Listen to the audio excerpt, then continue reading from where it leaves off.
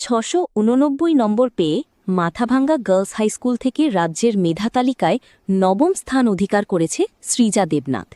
মাধ্যমিকে সৃজার এই অসাধারণ সাফল্যে শুভেচ্ছা জানাতে এগিয়ে এলেন বিজেপির কুচবিহার জেলা সাধারণ সম্পাদক মনোজ ঘোষ, মাথাভাঙ্গা শহর মণ্ডল সভাপতি প্রকাশ দাস, প্রদীপ সাহা, শিক্ষক সুশান্ত চাকি ও ২ নম্বর মণ্ডল সভাপতি আশুতোষ দে। সৃজা জানায়, ভবিষ্যতে তিনি প্রশাসক হিসেবে নিজের পেশা বেছে নিতে চান। তার এই লক্ষ্যকে সাধুবাদ জানিয়ে বিজেপির কুচবিহার জেলা সাধারণ সম্পাদক মনোজ ঘোষ বলেন, এটা অত্যন্ত আনন্দের বিষয় যে এত কম বয়সে সৃজা এমন একটি মহান লক্ষ্য স্থির করেছে। আমরা তার উজ্জ্বল ভবিষ্যৎ ও জীবনের সাফল্য কামনা করি। এদিন সৃজার পিতা সঞ্জয় দেবনাথও গুরুত্বপূর্ণ একটি বিষয় তুলে ধরেন। তিনি জানান, সৃজা মাথাভাঙ্গা গার্লস হাই স্কুলেই বিজ্ঞান বিভাগে পড়াশোনা চালিয়ে যেতে চায়, কিন্তু সেখানে বিজ্ঞান বিভাগে শিক্ষকের অভাব রয়েছে।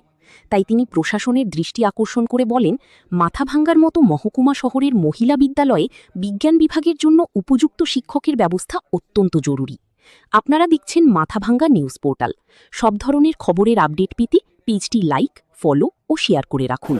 ওদের কাছে অনুপ্রেরণা পাবে এবং ঈশ্বরের কাছে আমরা প্রার্থনা করি যেন সৃজার আগামী দিনের ভবিষ্যৎ আরো উজ্জ্বল হোক। এটা আমাদের প্রার্থনা থাকলো। ও আরো বড় জায়গায় যাক।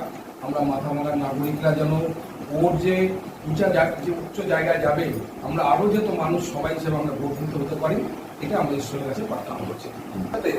ওকে আশীর্বাদ করবো আগামী দিনে ওর উজ্জ্বল ভবিষ্যৎ। সত্যি এটা ভাবতে অভাব নয়। আমাদের বাঙালি ঘরের ছেলেমেয়েরা সবসময় শিক্ষক শিক্ষিকা হবে, এটা আর ওর কাছে শুনতে খুব ভালো লাগলো। উনি শুনে ভালো লাগলো অ্যাডমিনিস্ট্রেটিভ লাইনে উনি যাবে। বিশেষ করে ভাবা যায় না এই যে ওনার যে লক্ষ্য, এই লক্ষ্য শুনে যেমন আমরা খুবই আনন্দিত যে না আমাদের মেয়েরা পারে প্রশাসনিক লাইনে যাবে। এর জন্য তো খুবই আমি খুশি হলাম ওর ইয়ে শুনে। এখানে সায়েন্স স্ট্রিম ছিল, আমি আসতে বলেছি জিওগ্রাফি, যেহেতু বুঝতে পারছেন সায়েন্স ছিল আমাদের কাজ। জিওগ্রাফি, হ্যাঁ